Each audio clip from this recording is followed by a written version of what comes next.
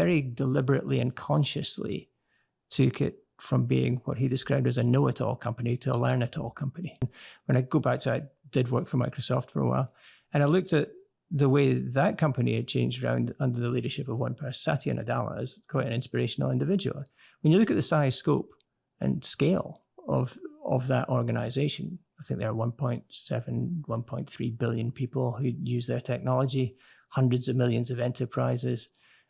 It wasn't always necessarily going on a linear path to growth. There have been problems throughout each generation of technology, as it were. And they had missed things. They missed the cloud piece at the beginning. They certainly missed cellular telephone sort of approach to things. But Satya managed to actually deliberately attack both the cultural model upon which the company was sitting and its strategy at the same time. Changed it to a cloud-based company, built a cloud, moved his own company to it, and then commercialized that. But very deliberately and consciously took it from being what he described as a know-it-all company to a learn-it-all company.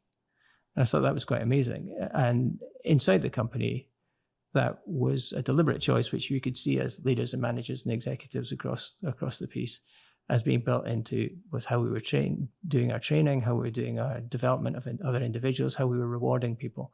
And I thought that was super interesting. I'll tell you, so to a large extent, inside the organization, the rewards will come in three parts, really. There's your base salary, for instance. There's the commissions that you would earn on your piece on productivity, etc. Then the third element is actually based on a measure of your cultural contribution, for want of a better word. So it's how well you performed against your tasks, etc., but also how much you've done to help others to succeed. Mm-hmm. How much of your success is attributable to your willingness to learn from others and to have brought other people into your projects and tasks, and that sort of thing. So even at that level, it's built into the organization.